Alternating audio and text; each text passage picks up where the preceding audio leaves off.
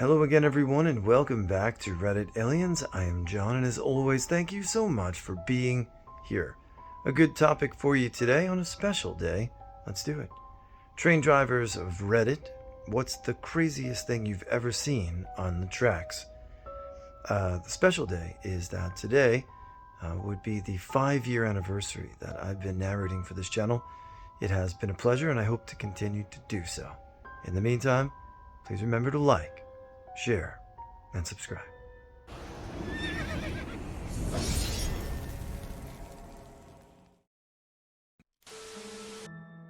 I've been driving trains for about 10 years. The most memorable would be 2 male peacocks on the track doing some sort of dominance display. Very pretty birds, but a shame to hit them. My husband is a train conductor, and he said crackheads periodically like to get on the tracks next to the trailer park, and occasionally they've almost got hit. A couple of years ago, a man parked his truck on the tracks and committed suicide. It was pretty sad. He was only 27 and had just lost custody of his kids in a divorce. My husband said the impact was so hard that it crushed his truck up pretty bad, but his head and torso were still intact. But there was blood and beer cans everywhere. Other than that, he's only ever seen a bunch of wildlife. Not Subway, but London's Docklands Light Railway. They used to have a shutdown every August bank holiday. It gave 3 clear days where major works and repairs could be undertaken from the Saturday morning through to the Tuesday morning. We were putting new equipment trackside, and on the Saturday morning we were walking along the track, measuring distances, etc., ready to do the install of equipment on the Sunday and Monday. As we were walking, we noticed a woman laid across the tracks with her head on one rail and her feet on the other. Of note is that the DLR has a 500 VDC third rail, which of course was off due to the shutdown. Also, the trains are automatic and have no driver most of the time. We walked toward the woman who had seen us but didn't do anything. When we were close, we asked her what she was doing and told her she couldn't be here. It's illegal to trespass on the railway in the UK. The turned her head and said, "I've had enough. Next train coming is going to end it for me." I said, "Well, you're going to have to wait until Tuesday, love. There's no trains this weekend." She got up and stormed off, complaining about bloody trains. 15-year railroader here. I once saw a homeless guy getting a BJ from a toothless addict next to the tracks in Nashville. Also, one I didn't personally witness, but used to be a common occurrence just north of Birmingham, Alabama, was a lady who would stand next to the tracks in a trench coat with a photographer, and when the train was going by or right before, would get completely naked for a photo shoot. Another legend is the Chapel Hill Ghost Light in Chapel Hill, Tennessee. Supposedly a long time ago, a conductor got run over by a train and decapitated. Now after a train goes by, a mysterious light can be seen going down the tracks and even cross from side to side. Legend has it, it is the conductor looking for his head. I've never seen it since it is only after the train goes by and the track comes out. My uncle swears that he saw it multiple times back in the 70s and 80s, though. My grandfather on my mother's side has an eerie story about this. He drove trains back in the early 70s to late 80s. He mostly stayed around the southeast area where we live. One night while he was going through an intensely forested area, he noticed that in the distance it looked really bright like daytime. It was in the middle of the night, probably 3 a.m. He described it like he was seeing the end of a cave. So he keeps going on. He's not about to stop an entire train. He reaches the light about 2 minutes after he sees it, and it's simply daytime. He checks his clock, and it still says 3 a.m. He says there were clouds in the sky, and everything. He goes past a nice barn and some farmhand with cows, and everything seems normal. He's blinking hard trying to figure it out, and then he goes back into some trees and the light is right again. Never happened again. He did travel through that area again during the day, and nothing seemed out of place, other than the barn seeming a bit more weathered and there weren't any cows. But that could just be because it was a different barn. Old barns are common out here. He isn't a superstitious person. He's very skeptical about anything that's not science or religion. So this story has always stuck with him. Not so strange, but memorable. We went on school trips by train maybe a dozen or so times, mostly to museums and the like. We always were excited when we passed a certain city because right after the station there was a brothel right next to the tracks. The windows were facing the trains, and there were always women sitting in the windows, smoking and talking to each other in various stages of nudity. That was boring and nobody cared anymore once students hit age 14 or so. But before that, you could see conversations stop and teens craning their necks once we left the specific train station just to get a glimpse on some boobs. After that, it was back to business as usual. Guy decided to commit suicide by standing on the tracks, but wanted his dog to go with him. The dog broke away. He would chase it down, drag it back onto the tracks as the train is beating down, all horns, bells, lights going. People in the picnic area nearby are freaking out. Passengers leaning out windows, seeing this weird scene repeated 3 or 4 times. Dogs got away and survived. Guy did not. All passengers had to be debarked and bussed the next stop. FTA really brings things to a halt when there's a human death. I work on the railways in the UK, mostly in the northwest of England, and I've seen some strange shit. First would be years ago, doing some work near Liverpool, when I got a shout from a mate to come and have a look at the fake skeleton that someone has thrown over the wall.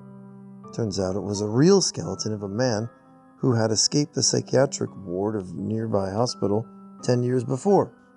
Second, doing some devegetation work in a place called Parbold, cutting everything back to the boundary fence, which is then supposed to lead on unknown council owner woodland. Cleared a big section of bramble and hawthorn to the fence. Then, though it could be seen, another mesh fence about 25 meters long, but it also had a mesh roof, so kind of cage-like. Instead, I jumped over to have a look and found it was in fact a giant cage somebody had built, and it had 4 to 5 dog cages inside. The place looked like it hadn't been used in a while, as it was heavily overgrown. And I know it doesn't sound too strange, but on top of our next dog was a pile of clothes, including shoes and other things. That made it obvious the cages weren't used for dogs. Felt quite uneasy being there, so we finished the job, went home and never went back. Third, found an old safe that looked as though someone had thrown it off a bridge. Got the disc cutter on it to crack it open, and guess what we found? Dildos and vibrators, about 15 of them. Weird. Fourth, do veg work again at the Poulton Lay Field Station. Cleared an overgrown area of railway land, ready for a new loop line to put it. One of the houses at the back of this land had claimed it was for themselves to extend their garden. Found that they were using this garden extension for a sizable weed crop. Obviously, I ain't no snitch, so I kindly let the fella know the crop is about to be replaced by railway tracks and that he should move it ASAP. Faith. Night shift in Kendall. Drove to an access in the middle of nowhere. Seen loads of cars parked up and through it. It was weird, and there were only meant to be a couple of landmarks during the trip there, always late. Get out of my car anyway to go to what's what and end up in interrupting a massive dogging session. I could imagine some of the violent ends that creatures have with trains. Giant, multi-ton vessel just plowing through things. And you think, how could someone get hit by a train? But it happens all the time, so I guess there are lots of ways. I'm not a train driver, but one night my friend and I were on a walk. We were about a mile down a very long road parked at train tracks at about 3 a.m. We hear the train coming, and as it approaches, I suggested an idea. My friend and I, all 18 years, males, get in a circle in the middle of the desolate road and began walking in this circle sideways while holding hands. What did the conductor think? Probably that we weren't as funny as we thought, if he even did notice us when the train's bright lights. I still thought it was worth it, just for a chance that he may have seen us and been perplexed. That was about 6 or 7 years ago. My dad was an engineer for UP Illinois Central MOPAC for 38 years. He's hit 3 people crossing the tracks. Last one really fucked him up because he made eye contact with the lady right before he smoked her. This was at a rural crossing. She could see the train coming the whole time. He thinks it was suicide. He almost killed a kid driving a tractor with a fertilizer trailer. He hit the trailer at a rural crossing. Conductor threw the switch under the engine while they were doing yard work and derailed the engine. He was coming out of the yard in East St. Louis, and one of his cars derailed and tipped half the train. My grandpa was killed in a train accident in Pana, Illinois, where he hit a gravel truck, also an engineer, in the 80s, and my dad had a shit ton of near misses at that crossing. When he first started on the railroad at 18, he had a dude lay across the tracks where he was a conductor. He said when you hit deer, they explode. Once had a dude walking his dog off leash near the tracks. The dude and the dog panicked and started running down the middle of the tracks. They basically ran the dog down and watched as this dude went back and forth, almost jumping on the tracks, trying to save his dog, almost killing him. They had some guys from Canadian Pacific fill in, and apparently up north, if you hit a moose, it can come in the cab and the engine and kill you. My father is a loco pilot, and he tells us all sorts of animals he sees when he's on duty. But the strangest would be how many people choose to take their lives this way. Sometimes they try to back off last minute, but it's too late. I always wondered what it must be like for the father to witness that panic. The will to live, but the helplessness in that one moment before they say, well, die. Not a driver, but as a passenger, I once was on a train during a particularly bad storm. A fence close to the tracks had broken down in the middle, so we couldn't go anywhere as a flock of sheep that was usually fenced in. Morning, about 4 of the sheep that was usually fenced in wandered around and on the tracks around us. So, while we were sitting there, and everybody was occasionally checking the train's company app for updates, someone basically said that they had to cancel all trains on certain route. another one that we were on, because the train had collided with a trampoline that had been blown out of a garden and landed on the tracks. I used to have paintball fights with kids in a remote banjo-playing town. There was this guy we called Air Hose.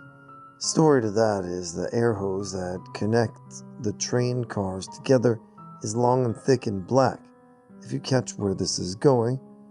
Anyway, one day we were about 2 hours outside of the home terminal, and good old Air Hose is sitting on the main line because he's dead. Can't work longer than 12 hours. At 12 hours on duty, you go dead. We come back bootin' scootin' around him because I got a hell drop and a hot date with my bed so I can meet up with this nurse at 4 a.m.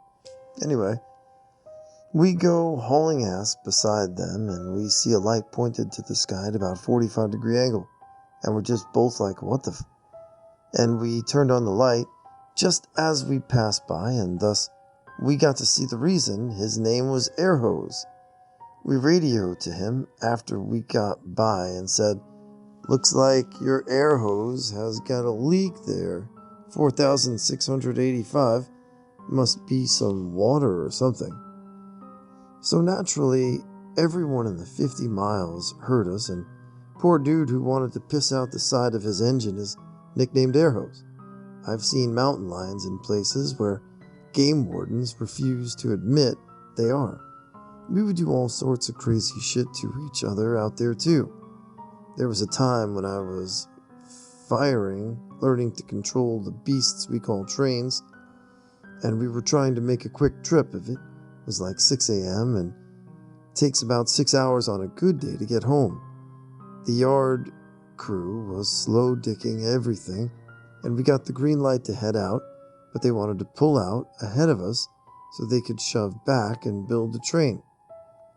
So it was a race. We beat them, and old boy was pissed, said some shit over the radio, calling us cocksuckers or something, but all three of us in the cab had already had a slight disagreement that morning anyway. So we slapped that bitch to full stop and got in a shouting match about to hop off the engine and beat the dude's ass. He didn't want that smoke though, so he jumped in his truck and gave us the finger. I've also hit a cow and drove another 200 miles with its head sitting like a hood ornament on the engine. That thing exploded. It was awesome but disgusting at the same time. Not a train driver, but was living along the train line way out in the country. So unpopulated you had to wave the train down like it was a bus from the tiny platform. 4 trains a day kind of deal. Mostly they were used for coal trains. There was this one patch of track that was full of turtle skeletons. This was dry country, and we were 20 minutes drive from any small river or stream. Best guess is a large bird of prey was dropping them on the tracks to break their shells open. But there were so many, and nowhere else, just in that one patch, and I never, ever saw any turtles in the wild in the years living there. So strange.